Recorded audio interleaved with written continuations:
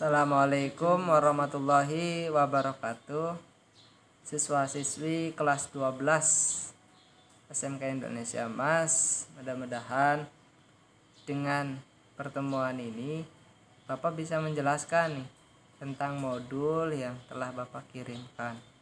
Nanti tugas kalian ya, screenshotkan, tonton video di YouTube-nya, screenshot, lalu subscribe ya.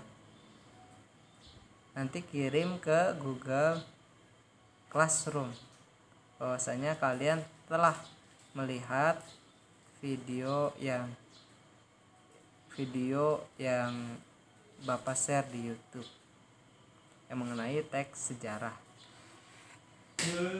Oke, selanjutnya ya, kita nggak usah lama-lama, Bapak akan bahas tentang teks sejarah. Oke, secara pengertian teks sejarah ini ada 4 poin penting. Pertama adalah cerita. Ya, ceritanya apa yang diceritakannya adalah masa lalu. Nah, setelah itu adalah fakta, pernah terjadi. Ya, jadi cerita yang pernah terjadi di masa lalu. Ini teks sejarah. Nah, tetapi fakta tidak dikarang-karang kejadiannya, tidak diada-adakan, ya pernah ada terjadi. Pak, pembuktian pernah terjadinya dengan apa? Ya bisa dengan arsip atau dokumen sejarah yang pernah ada, ya pernah ditinggalkan dan sebagainya. Nah, itulah singkat dari teks sejarah itu adalah yang menceritakan kejadian di masa lalu. Nah, yang pernah terjadi ya, yang pernah ada. Salah satu cerita teks sejarah itu apa saja Pak? Banyak. Kemarin yang kita lagi ramai adalah G30 SPKI. Itu peristiwa atau peristiwa 98. Nah, bisa jadi nanti juga demo buruh pada tanggal-tanggal ini bisa jadi nanti jadi cerita sejarah. Buat siapa? Buat anak cucu kalian 40 tahun ke depan. Ini bisa jadi cerita sejarah karena terjadinya di masa lalu, berarti anak cucu kalian. Nah, cerita sejarah juga tidak hanya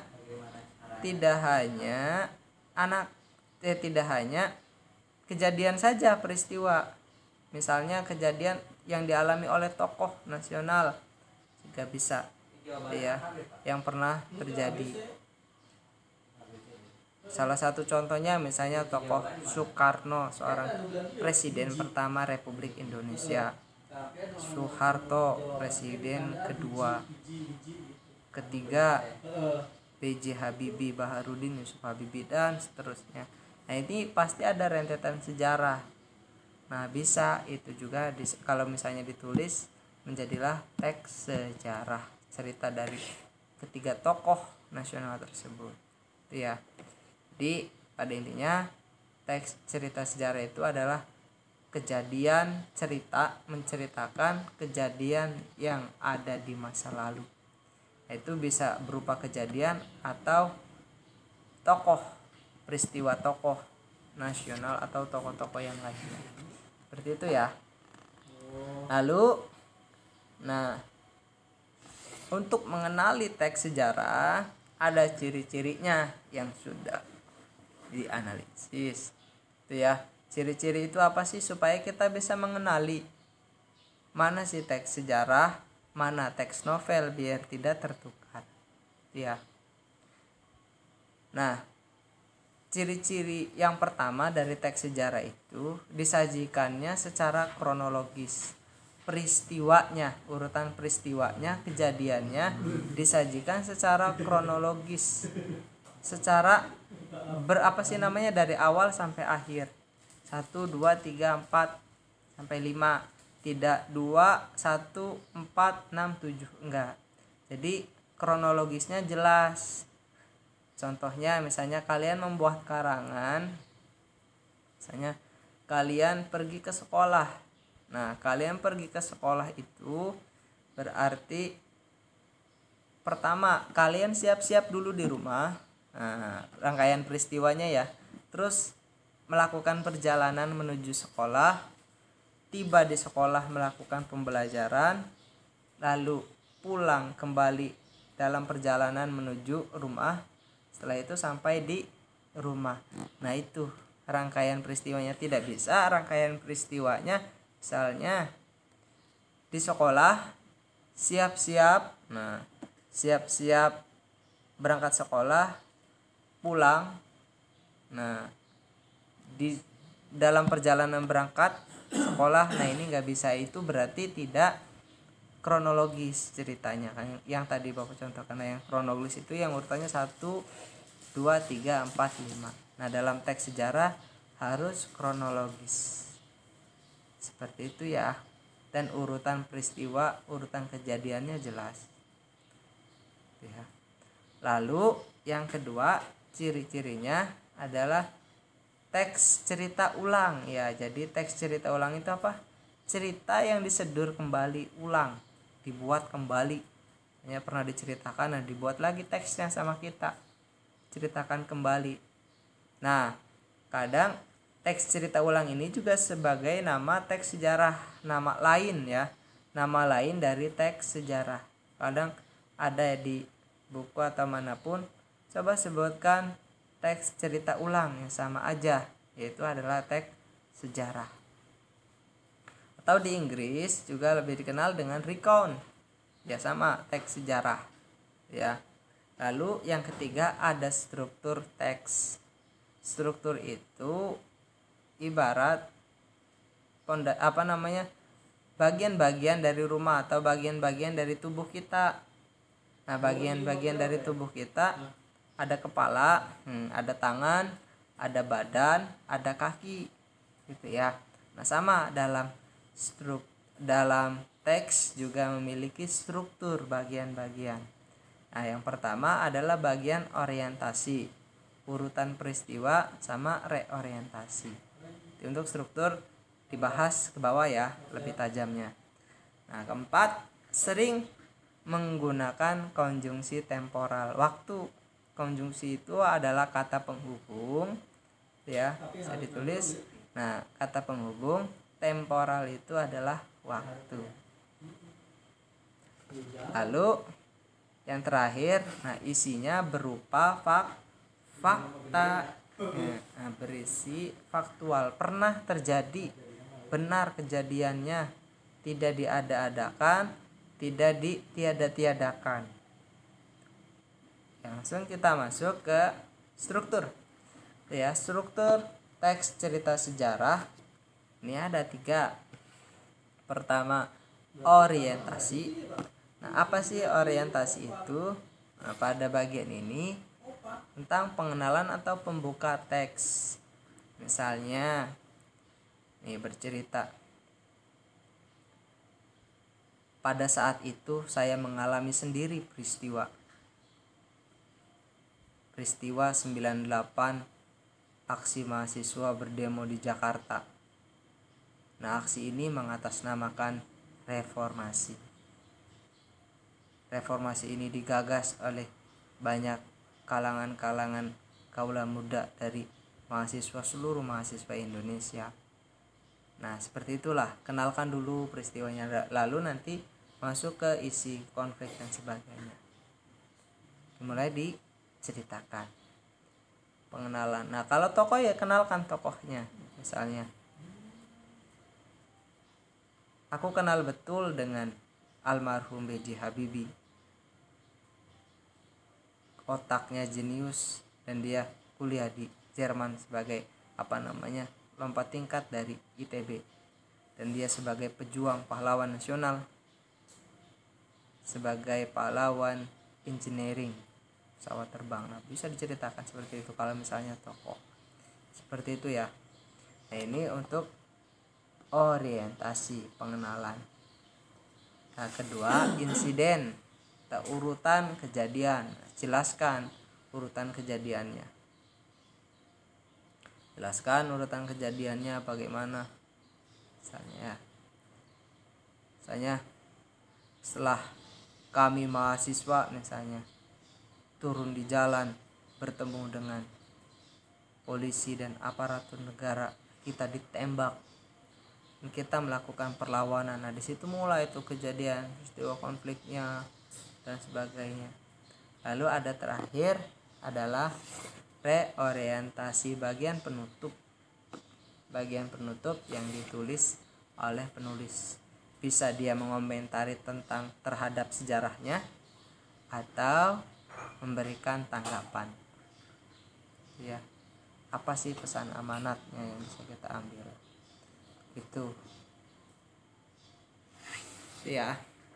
Nah, lalu selain dari teks sejarah tadi struktur, ya, ada yang namanya kaidah kebahasaan. Jadi orang menulis, membuat cerita, pasti alatnya adalah bahasa. Ya nggak mungkin membuat cerita alatnya bukan bahasa, karena makhluk sosial di bumi ini bahasa adalah alat komunikasi yang sangat baik untuk menyalurkan ide, menyalurkan cerita, menyalurkan lain-lain, supaya orang itu menjadi mengerti dan paham. Nah, termasuk yang sedang Bapak gunakan juga ini bahasa, ya. Oke, jadi kaidah kebahasaannya. Jadi sebelum kalian nulis atau memahami sebuah teks, ya kita harus paham dari kebahasaan. Nah, yang sering muncul di teks sejarah dalam kebahasaannya ada yang pertama adalah apa? Ya, pronominal atau kata ganti. Kata ganti apa? Kata ganti menggantikan kata benda. Kata benda itu apa? Kita nih manusia yang berjisim, yang ada wujudnya. Nah, kata ganti ini merujuk kepada apa nih? 6. Pertama, kata ganti orang pertama tunggal.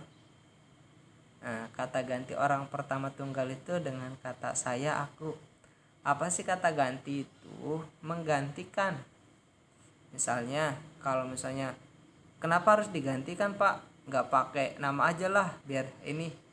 Kadang dalam teks itu supaya lebih singkat. Kadang kan ada namanya panjang, misalnya ada 5 frase dan sebagainya. Nah, sekarang supaya untuk menyingkatnya, dengan kata ganti, yaitu saya untuk kata ganti orang pertama tunggal. Nah, kalau saya dan aku ini biasanya penulisnya itu yang sedang bercerita, ya, seolah-olah. Misalnya kalian bercerita nih di kejadian itu pakai menggunakan saya. Nah, seolah-olah si penulisnya itu adalah si tokoh dalam pelaksana itu. Lalu kata ganti orang pertama jamak, yaitu kami, kita. Nah, jadi kalau tadi mah orang pertama tunggal sendirian, nah kalau ini orang pertama tapi jamak banyak, lebih dari 1, ya 2, 3, 4, 5 dan seterusnya. Sebutnya dengan kami. Salah satu contohnya gini, misalnya kalian lagi berdua atau berempat. Hai teman-teman, misalnya, kami sudah jalan-jalan loh. Nah, nyebutnya apa? Kami, karena menyebutkan yang diceritakannya, yang sedang diceritakannya, tapi tidak sendirian, ada 2, ada 3, ada 4. Sama juga dengan kata kita, ya. Nah, lalu kata ganti orang kedua tunggal. Nah, jadi kamu menceritakan temenmu, orang yang dikenai orang yang kedua, yaitu dengan kata kamu, engkau, kau, dan anda, dan dikau. Salah satu contohnya. Lalu ada kata ganti orang kedua jamak, apa itu? Kalian. Nah, maksudnya di situ ada 2 atau 3 kalian. Nah, biar lebih cepat. Lalu ada kata ganti orang ketiga tunggal. Misalnya dia, ia, beliaunya. Ya. Jadi orang ketiga diceritakan, si orang kedua nih diceritakan lagi. Ya, orang yang ketiga, orangnya tidak ada di posisi kejadian. Kalau misalnya kalian bercerita nih berdua, nah kamu ada orangnya, tapi kalau dia biasanya di belakang, nggak ada, nggak tahu di mana. Ya, orangnya nggak ada di posisi di kejadian. Dia nah, yang suka digibahin itu adalah dia, orang ketiga.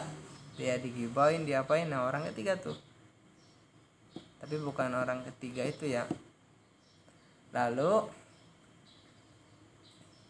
orang ketiga jamak, yaitu mereka. Nah, si merekanya itu nggak ada di dalam kondisi yang sedang diceritakan, adanya di luar. Seperti itu ya. Nah, ini untuk pronomina, kata ganti. Oke, untuk sementara sampai di situ dulu. Kalian simak dan pelajari dari pronomina dan sebagainya. Nah, tugasnya kalian nanti komentar di di YouTube Bapak pertanyaan berkaitan tentang materi ini. Sama jangan lupa subscribe. Oke. Billahi taufiq wal hidayah. Wassalamualaikum warahmatullahi wabarakatuh.